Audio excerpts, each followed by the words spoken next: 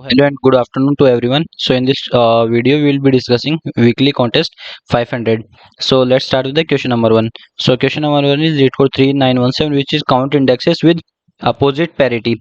So in this question we are given an integer array nums whose length is n, and the score of an index I is defined as the number of indexes j such that j is greater than I and lesser than n, and nums of I and nums of j has different parity, right? So if one is even, the other should be odd, right? And what we have to do is we have to return an integer array answer whose length should be n, and where answer of I is the score of the index I, right? So let's start with example number 1. So see, our nums array is 1 2 3 4. So for this element 4, there are no right elements, so the answer will be 0. Then we'll see for this element, for element number 3, 3 is odd. So what we want indexes j greater than index I such that the element at index j should be even. So 4 is an even number, so the answer is 1. Then we move to the index number 2. So now 2 is even. So we want indexes j such that element at those indexes should be odd. So 3 is odd, 4 is even. So what is the count? Again the count is 1. Then again we move to the index number 0. So element at index number 0 is 1, which is odd. So what we want indexes j such that element at those indexes should be even. So 2 is even number, 4 is even number. So two indexes are there such that they have different parity, so the answer is 2, right? So the overall answer is 2110, right? So let's see the constraint part. So the array length nums dot length, array length is up to 100. That is, we can have 100 elements in the array, and each element in the array can be also up to 100. So let's see the approach part. So what we do is, for each index I, we have to check how many elements to the right of I have opposite parity. So if we loop from I plus 1 to n, if we loop from I plus 1 to n, then that the time complexity of this will be big of n square, right? If we have to check all the n indexes and each index will take n time, so it will be big of n square. So we have to optimize it. So what we'll do is, we will start traversing the array from right to left, right? We'll start traversing the array from right to left, and what we'll do is we'll maintain a count of odd and even numbers, right? So odd will store the number of odd elements that we have seen from n minus 1 to the current index I. Similarly, even is the number of elements that we have seen so far. And at index number I, we check whether the element is odd or even, right? At index number I, first we check whether the element is even or odd. So suppose if the element is odd, what we want opposite parity. So what we want the count of the even numbers from index I plus 1 to n, and we are storing that count in the variable even. So basically result of I is directly equal to even, and as the current number is odd, then we increment the count of odd by 1, right? So we do odd plus plus. But if the current number is even, then we want the count of odd numbers, right? So that will be stored in the variable odd, right? And so we mark result of I is equal to odd, and then what we'll do is, then we increment the count of even number, because our current number is even number. And this thing we'll do for every index and return the result array. So what is the time complexity of this approach? We are doing it in big of n, right? So let's see the code part. So we have taken two variables, one is odd and another is even. This is to store the count of odd numbers, this is to store the count of even numbers, right? So then we start iterating from n minus 1 to towards 0, right? And we have taken a vector int result to store all the answers. Then we check whether our current number is even or odd. So if our current number is odd, then what we want opposite parity. So we want the count of even numbers, even numbers, so that is stored in even variable. So we may mark result of I is equal to the value stored in variable even, and then we increment the count of odd by 1 because our current number is odd. Else means if current number is even, then we mark result of I is equal to odd and increment the count of even, and after processing for all the indexes we return the result array, right? So this is a question number 1. So let's move to the question number 2. So question number 2 is LeetCode 3918, which is sum of primes between number and its reverse. So basically in this question we are given an integer number n, and what we have to do is we have to find the reverse of the number n. So r is the reverse forming by the digits. So suppose if n is equal to 103, then r will be 301. Basically we reverse all the digits and the number that we got is r, right? And what we have to do is we have to find the sum of all the prime numbers between minimum of n comma r. So here minimum of n comma r is 103 and maximum of n comma r, so 301. So we get our range is from 103 to 301, and we have to include both 103 and 301. So we have to find the sum of all the prime numbers in this range, right? So let's see the example. So our first example is our n is equal to 13. So n is equal to 13, that means r is equal to 31. So our range will be minimum of 13 and 31 is 13 and maximum is 31. So we have to find the sum of all the prime numbers between 13 and 31. So all the prime numbers between 13 and 31 are 13, then 17, then 19, then 23 and 31. So these are the prime numbers present in this range. So if we'll sum all these numbers, it will give us 132. So our output is 132. So let's see the constraints. So our n can be up to 10 ki power 3, right? So what will be our approach? So basically what we want, first we will find the reverse of n. First we find the reverse of the number, then we find the range is from minimum to maximum, right?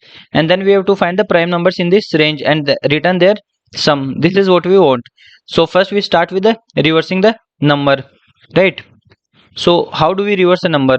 So first what we do is we will extract the digits using modulo 10, right? So suppose if we have 103 and we do modulo 10, then we get 3. Then if we divide this number 103 by 10, it will become 10. Then again we get the second digit, that is 10 modulo 10, we get 0. Now what we do is we have the previous digit, that is 3. We multiply that by 10 and add the current digit 0. So it will become 30. Now again 10 by 10 is 1 and 1 modulo 10 we get 1. So again we will do 30 into 10 plus our current digit. So we get 301. So we get the reverse number. So this way we will find the reverse number using modulo to get the digit, and into 10 to move to into 10 we do, and divide by 10 to remove that digit that we have taken, right? So after finding the reverse, we'll find the range. And then we check all the numbers in the range, all the prime numbers in the range, whether right. And if prime, then we add that number to the result, else we skip it. Now the question is how to find the prime number. So there are two methods to find the prime numbers.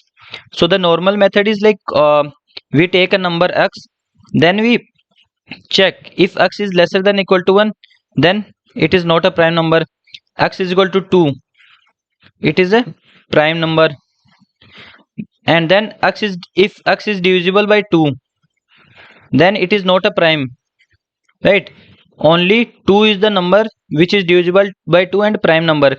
Then if these three conditions do not satisfy, then what we'll do is we'll start checking from dividing by 3, 5, 7, 9, and if the number gets divided by a single number, right, then it is not a prime number, because a prime number divided by 1 and itself, right?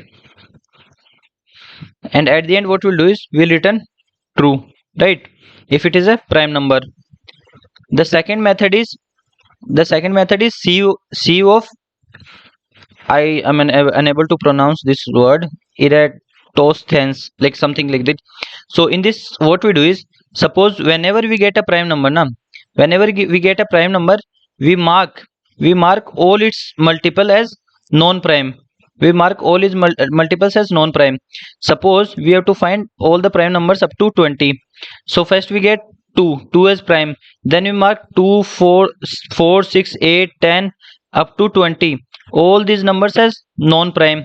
Then we move to 3. So 3 is a prime number. Then we mark 6, 9, 12, 15, 18 as non-prime. Then we again move to the next number. Then we move to 4. 4 is not marked. So what we do is, we will move to the next unmarked number. So 5 is the next unmarked number. Then we pick that as the prime number, right?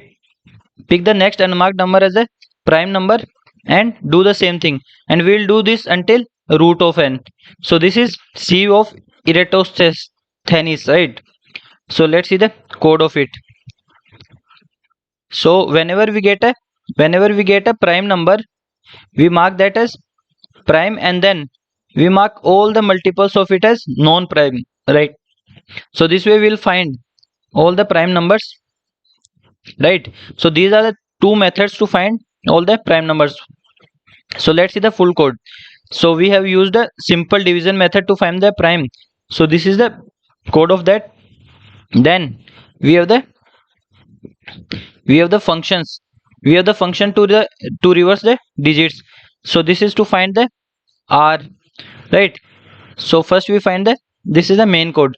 So first we find the reverse number, then we find the range low and high. So we find the range low and high. Then in the range, so we take all the elements in the range from low to high, and then we check if our current element is prime. If it is prime, then we increment the sum, else we skip it, and at the end we return the sum, right? So this is the second question number. So let's move to the question number 3. So in question number 3 is lead code 3919, which is minimum cost to move between indexes. So in this question we are given an integer array nums which is strictly increasing, and it is and for each index x there is a term called as closest of x. So closest of x is the adjacent index such that absolute value of nums of x minus nums of y should be minimum. So if both suppose if both adjacent indices exist and gives the same difference, then we will be choosing the smaller index as the closest. So let's take an example. Suppose we have 3, we have 4, and we have 6.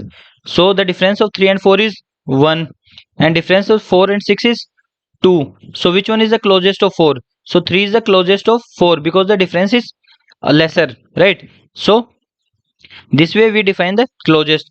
And then next thing that is given in the question is, from any index x we can move in two different ways, right? From any index x we can move in two different ways.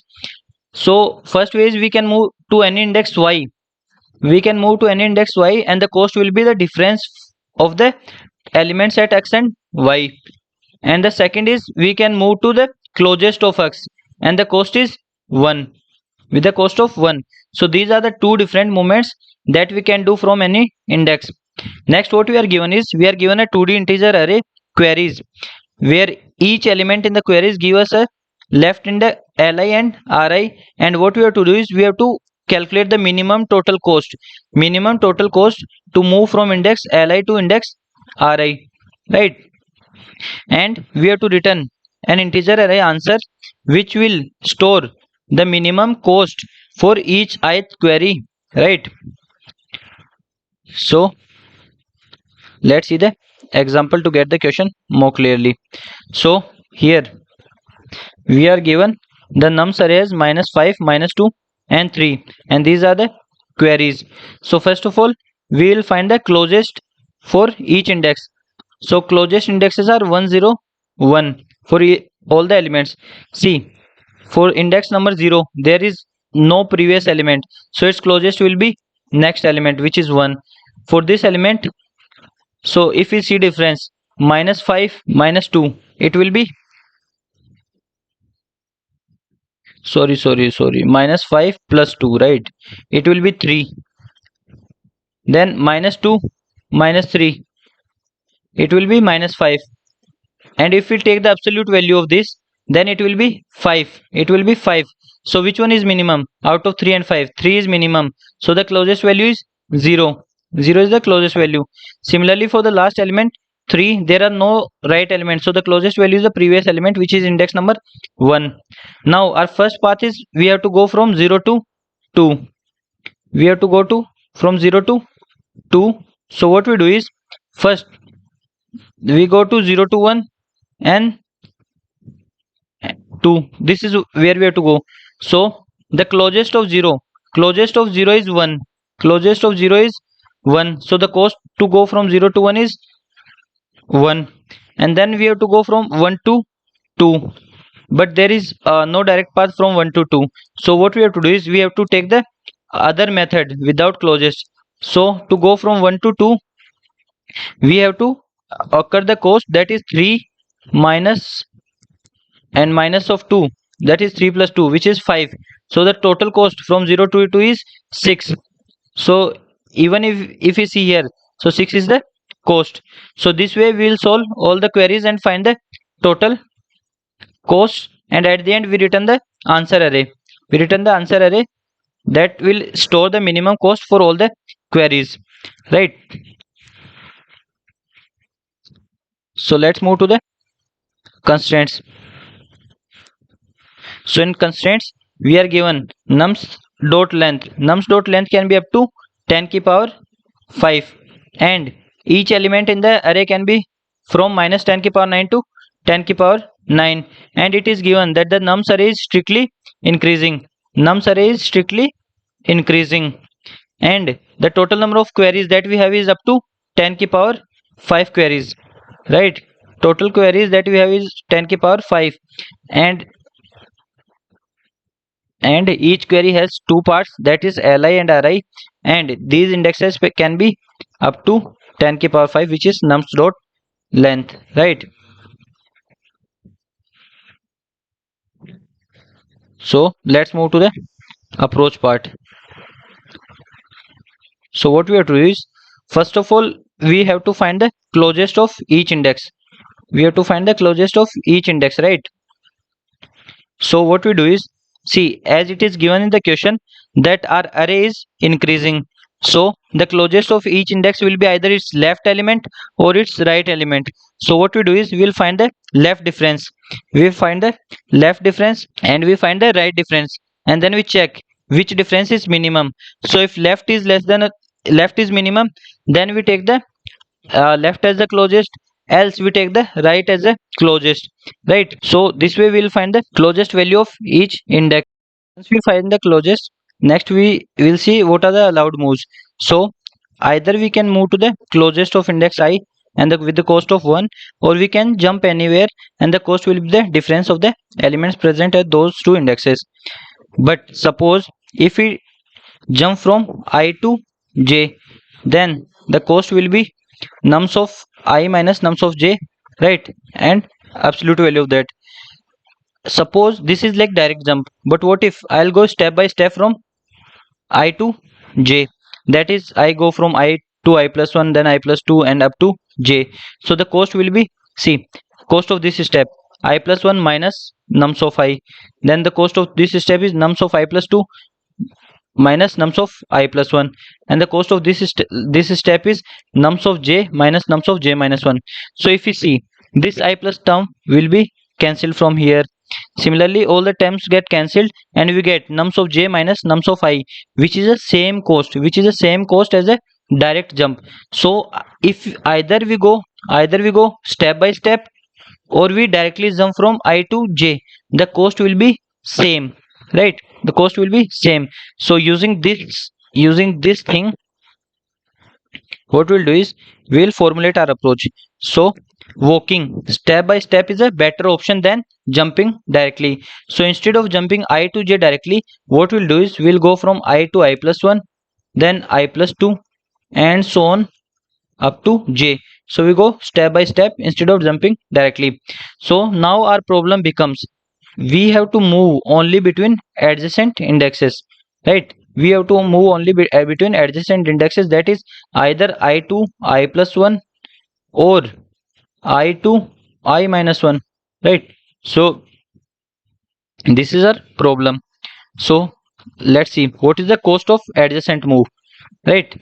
What is the cost of adjacent move? Suppose we have to go from I to I plus 1, then what is the cost of this step? So if closest of I is equal to I plus 1, then the cost will be 1. Else what will the cost? Else the cost will be difference. Else the cost will be nums of I plus 1 minus nums of I, right? And similarly this is for I, similarly for I to I minus 1 also, right? So if closest of I is equal to I minus 1, then the cost will be 1, else the cost will be the difference of the elements present at those indexes. So if you notice, now our problem has been converted into a linear graph, because we have to move to adjacent indexes only, right? 1 to 2, 2 to 3, or 2 to 1 if you have to move in backward direction, with, right? So linear graph, and each edge has a weight. That is, suppose that we have edge from I to I plus 1, then the edge weight is 1 if closest of I is I plus 1. If closest of I is I plus 1, then this edge weight is 1, else the edge weight is nums of I plus 1 minus nums of I, that is the difference of elements, right? So now our whole problem has been converted into a linear graph with each edge has a weight, right? Now what is the task that we have to do? So basically we are given from queries L to R, and we have to find the minimum cost to go from index L to index R, right? So suppose we have to go to L to R. So there is only one path, that is we go from L to L plus 1, then L plus 2, and so on up to R, and the cost will be sum of all the edge weights, right? Sum of all the edge weights. And why there is only one path? Because the graph is linear graph. So what we'll do is we'll use prefix sum and store the sum of all the edges from starting node to the end node, right? And whenever we require a cost, what we'll do, we'll do find the total cost up to the node R, and the subtract the cost from 0 to up to the node L. So that difference will give us the cost from L to R, and that is what we require. So we use prefix sum, right? But see, in the queries it is not that always L is lesser than R. Sometime R is also lesser than L, so we can have to move backward also, right? Sometimes our movement will be forward, sometimes our movement will be backward. So we have to compute the prefix sum from 0 to last and last to 0, like in both direction. Prefix sum from 0 to last and prefix sum from last point to the towards 0, right?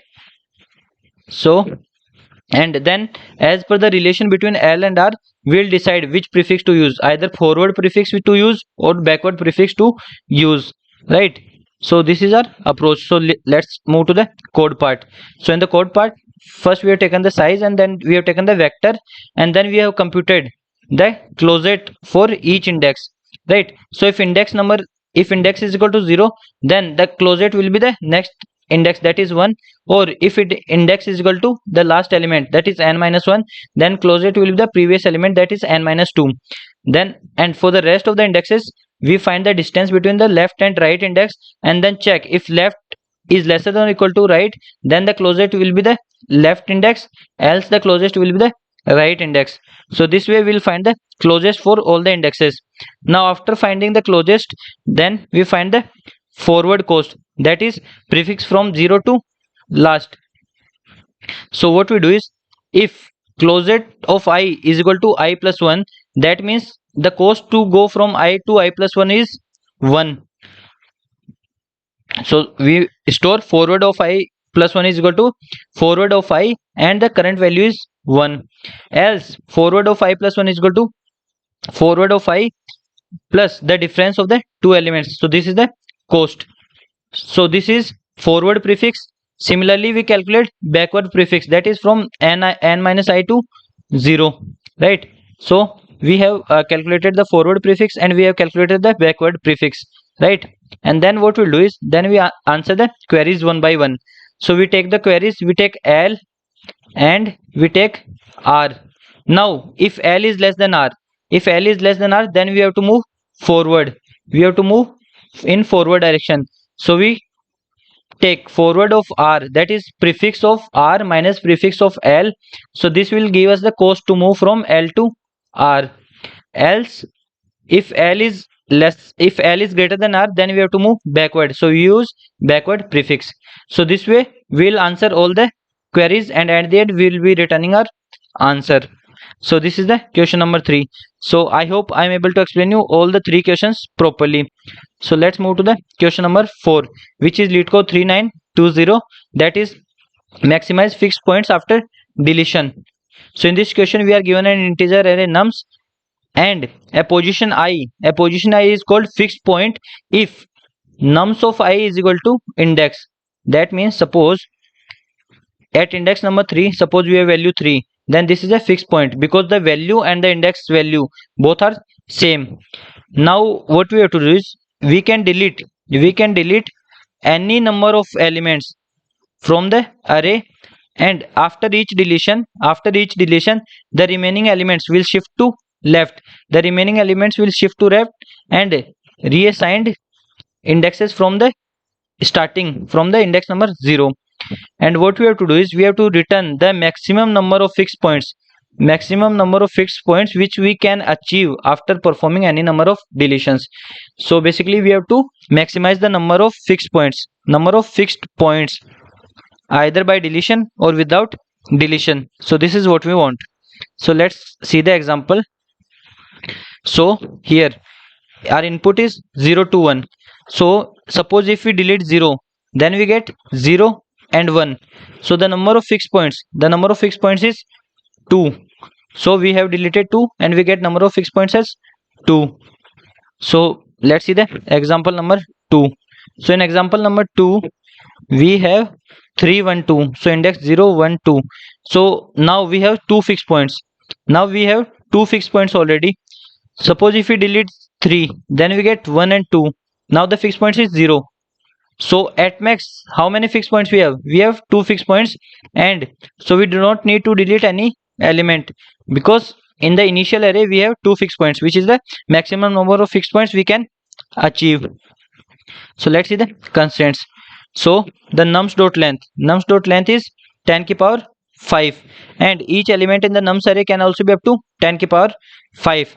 So let's move to the approach part. So what we'll do is, suppose we pick an element which is originally at index number I, right? Suppose an element is present originally at index I, we picked that element and now it becomes position k after some deletions. We have done some deletions and that element has been shifted to k. So to now what we have to make, nums of I is equal to k. This is what we want, right? So see, so basically what we want to shift nums of I to the index number I, and for this we have to delete some elements. And how many elements we have to do delete? So I minus nums of I is the number of deletions that we have to do before index number I, right? So d is basically I minus nums of I, that is how many elements we have to delete so that nums of I will shift to the correct index, that is I, right? So to shift nums of I to the index I, we have to delete some elements, which is d, which is basically I minus nums of I, right? Now next what we'll do is we'll look which are the elements that we can shift. Next what we'll do is we'll see what are the elements that we can shift. So if nums of I is lesser than or equal to I, then these are the elements that we can shift. So suppose if nums of I is greater than I, nums of I is greater than I, right? So already these element is ahead of its index, and even we can delete any element, they can never satisfy nums of I is equal to new index. Let's see an example to get this clearly. So suppose 3 is present at index number 2. 3 is present at index number 2, which is nums of I is greater than I, right?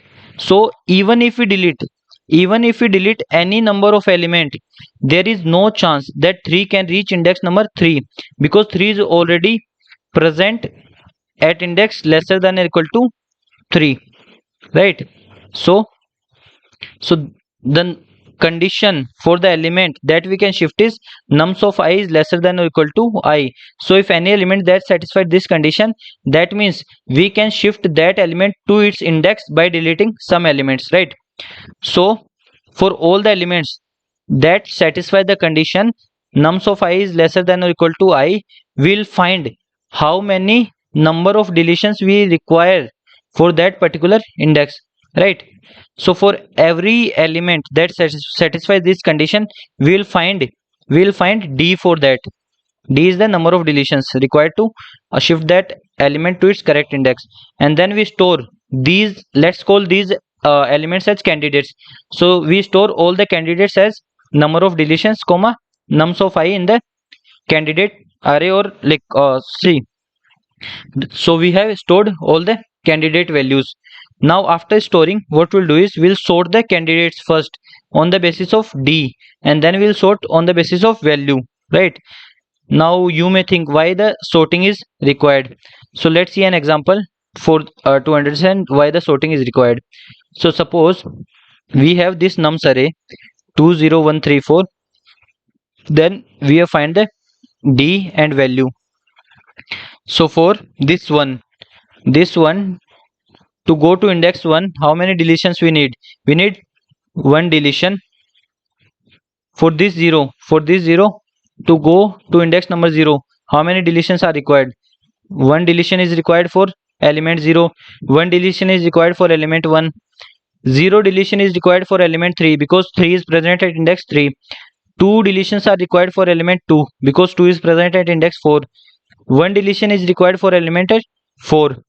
Now see here, 3 requires 0 deletions, and 0 and 1 requires 1 deletions, right?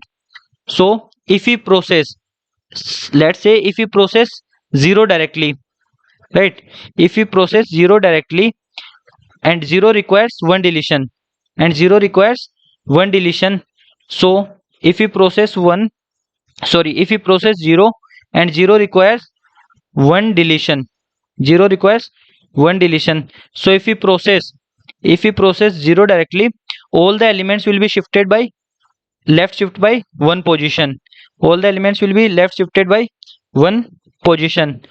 Now 3, which was earlier requiring 0 deletion, now comes at index number 2 after we have processed 0. And now if we see, now it is not possible for 3 to go to index number 3 because it already has arrived at index number 2 once we process 0, right? So if we process an element requiring more deletions first, if we process an element which requires more deletions first, then it may break another element which requires lesser number of deletions, right? This is what we have seen in the example. So sorting ensures that we first process elements which require lesser number of deletions, right? So sorting ensures us that we first process all the deletions which require lesser number of all the elements which requires lesser number of deletions. So once we have sorted all the values based on D, and value all the candidates on the value of D, then now our deletion order has become valid. So now how we'll be choosing the maximum elements from the valid candidates, right? So now our next task is to choose the maximum number of elements from the valid candidates. So what we do is we select the elements in strictly increasing order. Why? Because each next element must map to next index. See, 0 will map to 0, 1 will map to 1. So if we select the elements in strictly increasing order, then there is high chance that they will map to their correct index. And also the duplicate value or decreasing value will break the mapping. So that's why we'll select the elements in strictly increasing order, right? So now if you see, our problem has been reduced to find the maximum number of elements with strictly increasing values. So this is what our problem has been reduced to. Now the next thing is like how we'll select the elements in strictly increasing order. So for this we'll apply longest increasing subsequence on our nums of I. So what we'll do is we'll iterate over the sorted candidates. So sorted candidates, we'll iterate over the sorted candidates, and then we'll build the longest increasing subsequence. So to build the longest increasing subsequence, if the current element value is greater than the last element that is stored in the longest increasing subsequence, then we add the current element to the sequence and we'll extend the sequence. Let's say if our sequence is 1 to 5 and the current element is 6, then we increase the sequence to 1 to 5 and 6, right? Now otherwise what we'll do is we'll replace with a smaller number to keep sequence optimal. Suppose we have 1 to 5 and our current element is 4. Now what we'll do is we'll replace 5 with 4 and we get 1 to 4. So there is high chance that we'll get 5 in future, right? So to keep the sequence optimal, then we'll take the smaller number. And at the end, the length of the longest increasing subsequence will give us the number of fixed points in the array. So let's try to understand it with the help of an example. So we have taken the similar example 201324, and see, first we will find the value D for all the valid candidates.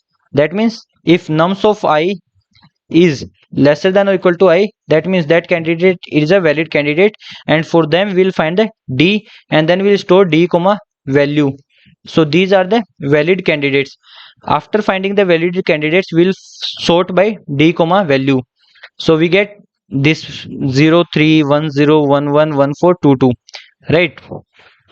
Next what we'll do is, next if we see what are the D values that we have, 0 1 1 1 2. So these are the D values. Now as per the D values we'll find the values of the number, that is first is 3, then 0, then 1, then 4 2. So we get 3 0 1 4 2. Now what we do is we'll apply LIS on these numbers, right? We'll apply LIS on these numbers. So first element is 3, so we put 3 in the LIS. Then the next number is 0, so 0 is lesser than 3, so we replace 3 with 0, so our LIS will become 0. Next number is 1, so 1 is greater than 0, 1 is greater than 0, so we directly put 1 in the LIS. Next is 4, 4 is greater than the last number, 4 is greater than 1, so again we put 4 here, so we get 0 1 4. Next we have 2, so 2 is lesser than 4, 2 is lesser than 4, so we replace, so we get 0 and 1, 0 1 and 2. So the length of the LIS is 3, which is 0 1 and 2. So even if you see in this example, the longest fixed numbers that we can get is 0 1 2, right? When we delete 2 and 3, when we delete 2 and 3, we get 0, then we get 1, then we get 2, and then we get 4, and the indexes will be 0 1 2 3. So this is not a what we call fixed point. These all three are the fixed points, which is basically the length of the longest increasing sequence. So let's move to the code part. So in the code part we have taken the size, and then we have taken a vector v of type pair int comma int to store d comma nums of I, where d is the number of elements to delete for nums of I to be its at correct index I, right? So we are storing d comma nums of I. Then we check if v is empty, that means there is not a single element, which can move to its correct index, so we directly return 0 in this case, right? Else, next what we do is, next we sort the vector v based on value d, and the value. So we sort these candidates. After sorting all the candidates, we'll find the LIS on the values of the candidate of the vector v, that is d comma value. So we take all the values in their order, and then we find the length of the LIS. Now see, here we have used lower bound.